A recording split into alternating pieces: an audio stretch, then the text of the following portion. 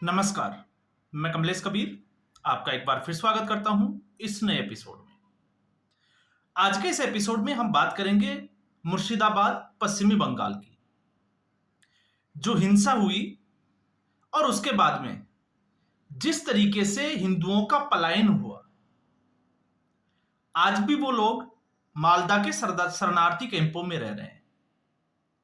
उसके बाद में कलकत्ता हाईकोर्ट में जिस तरीके से कल ममता बनर्जी की सरकार ने अपनी रिपोर्ट पेश की हिंसा को लेकर और जिस तरीके से खुलासे किए, मुझे लगता है कि आपको और हमें उस पर विचार जरूर करना चाहिए। जो रिपोर्ट पेश की गई, उस रिपोर्ट के बाद एक चीज आपने नोट की होगी कि मुर्शिदाबाद में जो हिंसा हुई उसके बाद से विपक्ष जैसे सांप सूंघ गया हो। अगर यही दंगे फसाद उत्तर प्रदेश में या बीजेपी शासित राज्य में होते तो मुझे लगता है कि आज शायद वो आग में घी का काम कर रहे हो। ऐसा मैं क्यों कह रहा हूं? ऐसा मैं इसलिए कह रहा हूं क्योंकि कल तक जो लोग ये कहते थे कि प्रोटेस्ट करना उनका अधिकार है, संवैधानिक अधिकार है, ये संविधान उनको ये अधिकार देता है, और उसमें ओवैसी जैसे लोग जो है वो सबसे आगे दिखाई देते हैं। और जब वो इस तरीके की बात करते हैं कि प्रोटेस्ट उनका जन्मसिद्ध अधिकार है, संवैधानिक अधिकार है, उसको कोई छीन नहीं सकता, उसी के ऊपर जो है वो हम इस पूरे वीडियो में चर्चा करने वाले हैं। जब आज मीडिया ने उनसे पश्चिमी बंगाल की सरकार की जो क्लोजर रिपोर्ट थी, जो गवर्नमेंट ने कोर्ट में पेश की इस हिंसा को लेकर, उसके बाद में जो सवाल पूछे गए, तो ओवैसी का जवाब था कि ममता सरकार जो है वो इस काबिल है कि वो हिंसा से निपट लेगी। अब आप सोच के देखिए, अगर उत्तर प्रदेश में होता तो क्या ये योगी के लिए कह सकते थे कि योगी में इतनी हिम्मत है कि वो अपने आप देख लेंगे? नहीं। कांग्रेस पार्टी, राहुल गांधी जो है वो आपने देखा होगा संभल जाने के लिए तैयार हो जाते हैं, जबकि संभल में जो हुआ वो भी पूरे देश ने देखा। अब ऐसी स्थिति में राहुल गांधी क्या मुर्शिदाबाद जाने की हिम्मत जुटा पाएंगे? नहीं जुटा पाएंगे। क्या दरबारी मीडिया जिस तरीके से प्रधानमंत्री नरेंद्र मोदी और योगी आदित्यनाथ को पानी पी पी कर गालियां देता है, क्या वो मुर्शिदाबाद जाकर रिपोर्ट करेंगे? नहीं करेंगे। और जब हम क्लोजर इस रिपोर्ट की बात करते हैं कि आखिर ममता बनर्जी की सरकार ने ऐसी क्या रिपोर्ट पेश की है, तो ममता बनर्जी की सरकार ने जो रिपोर्ट पेश की है उसमें साफ तौर से लिखा हुआ है कि यह हिंसा पहले से सुनियोजित थी। अब आप सोच के देखिए, अगर यह हिंसा पहले से सुनियोजित थी तो इसका मास्टरमाइंड कौन था? और दूसरा, जब यह हिंसा सुनियोजित थी तो फिर आप इसको प्रोटेस्ट कैसे कह सकते हैं कि यह प्रोटेस्ट था? और जिस तरीके से 8 अप्रैल को यह हिंसा हुई और लगभग 10 से 20 हजार लोगों की भीड़ इकट्ठा हो गई पेट्रोल बनाने के लिए, पेट्रोल की जो छोटे छोटे केनिया है वो मिली वहां पर। और उससे भी बड़ी बात, इस रिपोर्ट में यह भी कहा गया है कि हिंदुओं के घरों को टारगेट किया गया, चुन चुन कर टारगेट किया कि ये हिंदू का घर है, इसमें तोड़फोड़ करनी है, उनको डर दिखाना है। और फिर वहां पर एक पुलिस अधिकारी की जो पिस्टल है 11 राउंड की, वो तक छीन कर ले जाते हैं। आप सोच के देखिए। और इससे भी बड़ी बात यह है कि जब संभल में 5 राउंड की जो फायरिंग हुई थी, पाकिस्तानी फैक्ट्री मेड जो बुलेट्स जो चले थे, उसके ऊपर पूरे देश में बवाल मच गया था। तो ममता बनर्जी की सरकार तो खुद एक्सेप्ट कर रही है कि मुर्शिदाबाद में लगभग 300 से ज्यादा बार फायरिंग हुई है, जिसमें 150 के आसपास जो है वो रबर बुलेट की फायरिंग की गई है और 200 से अधिक बार जो है वो एक्चुअल फायरिंग की गई है, हवा में फायरिंग की गई है। तो आप सोच के देखो, अगर इतनी बुलेट्स फायर हुआ है तो वो मंजर क्या होगा। आज हम और आप लोग जो है वो सिर्फ बैठकर बात कर सकते हैं कि पहले 400 लोग और अब लगभग जो है वो 1000 लोग वहां से विस्थापित होकर शरणार्थी कैंप में रह रहे हैं, पलायन कर रहे हैं। अब सवाल यह होता है कि जो लोग अब तक अपने आप को इन लोगों का मसीहा बता रहे थे, आखिर ममता बनर्जी उन्हीं के गठबंधन की साथी है। अब क्या वो ममता बनर्जी की सरकार के ऊपर हमलावर होंगे? पहला। दूसरा, जब हम ये कहते हैं कि ये जो पूरा मामला था, जो मुर्शिदाबाद की हिंसा हुई, वो सुनियोजित थी, तो आपको पता होगा जब ये हिंसा हुई थी, मैंने उस वक्त एक वीडियो बनाया था।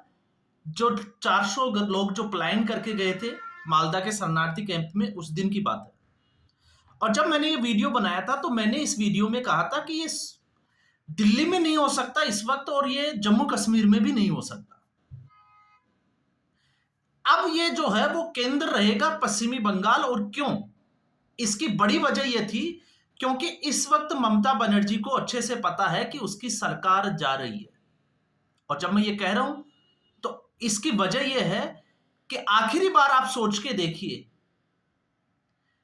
ममता बनर्जी के ही मंत्रियों के द्वारा जो पार्थ चटर्जी के घर पे रेड पड़ी थी और अभिषेक बनर्जी का जिस शिक्षा भर्ती घोटाले में नाम सामने आया था, और उसके बाद सुप्रीम कोर्ट का यह फैसला आया था कि उन 25,000 शिक्षकों को तत्काल प्रभाव से निष्कासित किया जाए, उस भर्ती को रद्द माना जाए।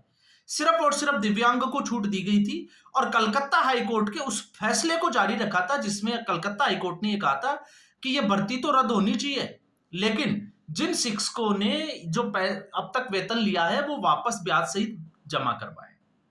सुप्रीम कोर्ट ने उसके लिए जरूर जो है वो एक राहत दी कि उनको वापस जमा कराने की जरूरत नहीं है, लेकिन उस भर्ती को कैंसिल माना है। और जिस तरीके से 2000 के आसपास ऐसे लोगों को आइडेंटिफाई किया जो पैसा देकर नौकरी ले सकते हैं, उनसे कांटेक्ट किया गया और फिर एक बहुत बड़े घोटाले को अंजाम दिया गया। अब ऐसे में ममता बनर्जी की सरकार के ऊपर बहुत बड़ा, जिसको कहते हैं कि आरोप भी लगने वाला था और उसके खिलाफ रैलियां भी शुरू होने वाली थी। और आपको यह भी पता होगा कि उसके बाद में उन शिक्षकों को ममता बनर्जी ने संबोधित भी करने की कोशिश की थी। तो यह सिर्फ और सिर्फ जो है वो वक्त पे एक बहाना था, उससे सिर्फ ध्यान भटकाना था। और उससे ध्यान भटकाने के लिए, और दूसरा इस देश में एक माहौल क्रिएट करने के लिए, और वो माहौल क्या था कि जो तुष्टीकरण की राजनीति है उसको किस तरीके से आगे बढ़ाया जाए, जिसमें पश्चिमी बंगाल में तो आपको पता है 30% के आसपास जो आबादी है वो पहले से ही मुस्लिम है। और कुछ जिलों में जिनकी हम बात कर रहे हैं, 24 परगना, जिनमें ये जिले आते हैं, मुर्शिदाबाद, वहां पर तो ये आबादी जो है वो लगभग 40 से 45% तक चली जाती है। तो ऐसी स्थिति में अपने आप की जड़ें जो है वो मजबूत करना, और वास्तविकता में अगर आप देखोगे तो पश्चिमी बंगाल की इस वक्त स्थिति यह है, ममता बनर्जी ने इस तरीके से अपने आप को वहां पर मजबूत कर लिया है कि कल को अगर ममता बनर्जी की सरकार चली जाती है तो हो सकता है इससे भी ज्यादा हिंसा और आगजनी पश्चिमी बंगाल में देखने को मिले। इस तरीके से ममता बनर्जी ने अपने आप को स्थापित कर लिया है। और इसके एग्जाम्पल जब हम ये बात कर रहे हैं तो इसके तर्क क्या है, तर्कों को अगर हम समझें तो आप देख लीजिए, जिस तरीके से एक बड़े घोटाले में पुलिस अधिकारी का नाम आना और उसको बचाने के लिए सिक्योरिटी फोर्स के आगे ममता बनर्जी का सड़क के ऊपर धरना देना। संदेश खाली की घटना आपको याद होगी, जिसमें जो टीएमसी का नेता था शेख, उसके घर जब सीबीआई की टीम गई रेड डालने के लिए तो उसके अधिकारियों के ऊपर हमला किया गया, उनको बंधक बनाया गया।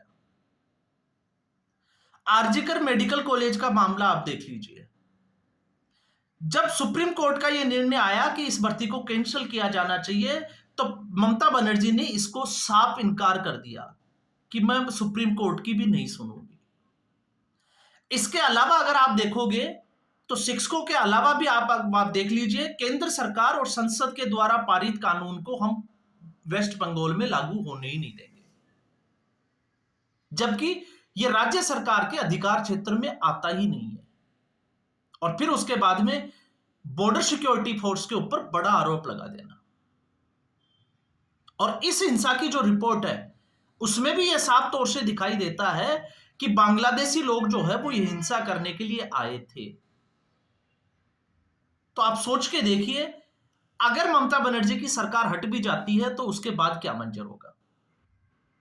और जब ऐसा क्यों, आज भले ही जो है वो कुछ लोगों के मुंह में दही जम जाता हो, लेकिन सच्चाई ये भी है कि जितनी भी जो हिंसाएं होती है और जो प्लान होता है वो एक सुनियोजित तरीके से होता है, फिर चाहे जम्मू कश्मीर की घटना हो या फिर और कहीं की। और ऐसा क्यों होता है, आप सोच के समझ के देख लीजिए। प्रोटेस्ट की जब हम बात करते हैं तो प्रोटेस्ट आपने देखा होगा, किसान आंदोलन हुआ, कुछ अराजक तत्व उसके अंदर घुसे, लेकिन पत्थरबाजी की घटना नहीं हुई। करनी सेना के लाखों लोग रामजी लाल सुमन के एक स्टेटमेंट के ऊपर आगरा में इकट्ठे हो गए, प्रोटेस्ट किया, हाईवे जाम किया। क्या पत्थरबाजी की? क्या किसी के घर, दलितों के घर तोड़े गए? किसी के घर पे हमला हुआ? नहीं हुआ। उनके हाथों में भी तलवारें थी। लेकिन आप सोच के देखिए, मुझे लगता है ऐसी बात जो है वो नहीं करनी चाहिए, लेकिन फिर भी आप सोच के देखिए, एक मस्जिद के बाहर जब कोई लोग गुजरते हैं और उसके बाद में वहां पर कोई हिंसा होती है तो वहां के मौलवी का स्टेटमेंट आता है कि ये लोग उकसाने के लिए जय श्री राम के नारे लगा रहे थे। और फिर वही बात अजीत अंजुम जैसे, रवीश कुमार जैसे लोग जो है दरबारी मीडिया के, वो उसकी बात करते हैं। आप रवीश कुमार की इसी मुर्शिदाबाद की हिंसा की रिपोर्ट जो है वो आप उठाकर देख लीजिए। 2 कौड़ी की थेतरबाजी करता हुआ नजर आएगा और उसको एक्सपोज किया है, क्योंकि वो उसके बहाने जो है वो भारतीय जनता पार्टी और हिंदुओं को घेरते हुए नजर आता है। लेकिन ममता बनर्जी की सरकार की इस रिपोर्ट ने रवीश कुमार की ही चड्डी नीचे उतार दी। सीधे तौर से अगर हम कहें तो ये वो लोग हैं जिनकी अपनी कोई इज्जत नहीं है, सिर्फ और सिर्फ सुबह से शाम तक। आप सोच के देखिए, जब मैं ये कह रहा हूं रवीश कुमार और ये जैसे अजित अंजुम जैसे लोग हैं, क्या ये हिंदुओं का जो प्लान हुआ जम्मू कश्मीर में, वहां जाकर वास्तविक स्थिति की रिपोर्ट करेंगे कि क्यों हुआ था? और जय श्री राम का नारा जो है वो क्या कोई गाली हो सकता है क्या? और अगर वो गाली है तो उस मस्जिद के ऊपर पेट्रोल बम और पत्थर कहां से आते हैं? अचानक से वो भीड़ कहां से इकट्ठा हो जाती है? संभल में भी हमने वही देखा था कि किस तरीके से जो है वो एक पूरा सांसद के नाम से व्हाट्सएप ग्रुप बनाया जाता है, जो पकड़े गए उन आरोपियों में से एक जिसका नाम गुलाम था, और बर्क का वो आदमी था, और किस किस तरीके से वो बर्क के लिए काम करता था और पॉलिटिकल मर्डर भी तक भी करता था। और हिंसा इसलिए क्योंकि वहां पर हथियारों की बिक्री जो है वो उनकी कम हो गई थी, योगी सरकार के आने के बाद में उसको बढ़ाना था। कोई शोभा यात्रा चल रही है, उसमें डीजे बज रहा है, तो उस डीजे बजने से इन लोगों को तकलीफ क्या है? हिंसा होती है और फिर स्टेटमेंट आता है कि ये डीजे और ये शोभा यात्रा इसलिए निकल रही थी, ये हमें उकसाने का काम कर रही थी। ये आपको उकसाने का काम नहीं था, ये 1947 में जो बीज डाला गया था नफरत का, ये उसका नतीजा है। और उसके लिए कौन जिम्मेवार है? मुझे नहीं लगता कि मुझे आप लोगों को बार बार जो है वो कहने की जरूरत है, लेकिन शिकार इसका एक ही होता है, और वो है हिंदू। क्यों? क्योंकि हम सहन करते हैं, और हम सहन नहीं करते। मैं फिर कह रहा हूं, हम इतने बेवकूफ और इतने जो है वो जिसको हम कहें कि गधे प्रवृत्ति के हो गए हैं कि इतना सब कुछ होने के बाद में और इतना कुछ दिखाई देने के बाद में भी हम फिर जो है वो वोट बैंक में एक नफरत भरे माहौल में जो है वो ट्रैप हो जाते हैं, और ऐसे लोगों को वोट देकर फिर सत्ता में अपने सर के ऊपर बिठा लेते हैं। लेकिन कोई हमसे हमारी बात करता है तो फिर हमें वो जो है वो हिंदू मुस्लिम करने वाला लगता है। तो ऐसे लोगों को मुझे नहीं लगता कि कोई बचा सकता है, और ऐसे लोग बच पाएंगे भी नहीं। जिस तरीके का मुझे लग रहा है जो माहौल बनता जा रहा है, उसमें अगर हम ये सोचें कि हम लोग जो है वो सुरक्षित है, तो हम बिल्कुल भी सुरक्षित नहीं है। आप नीचे से ऊपर तक, आप पॉलिटिकल पार्टियों को छोड़ दीजिए, क्या सुप्रीम कोर्ट सत्ता संज्ञान लेता है? नहीं लेता। लेकिन अगर कोई एक संत, एक सनातनी लोग साधु जो है वो कोई स्टेटमेंट दे दे इस तरीके का, तो उसके ऊपर स्वतः संज्ञान लेके एक एफआईआर लॉन्च की जाती है, दर्ज की जाती है और उसको अरेस्ट कर लिया जाता है।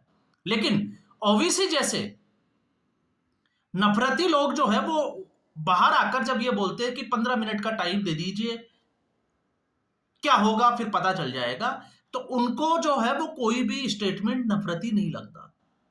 जैसे दिल्ली में जो दंगे हुए थे उसमें आम आदमी पार्टी का जो पार्षद था ताहिर हुसैन, जिसके घर के ऊपर मशीनें रखी हुई थी पत्थर मारने के लिए, पेट्रोल पंप रखे गए थे, उसके ऊपर कोर्ट की कोई टिप्पणी नहीं आती। लेकिन कपिल मिश्रा जो हिंदुओं की बात करे तो उसके ऊपर एक टिप्पणी आ जाती है कि वो नफरती भाषण दे रहा था। आप सोच के देखिए।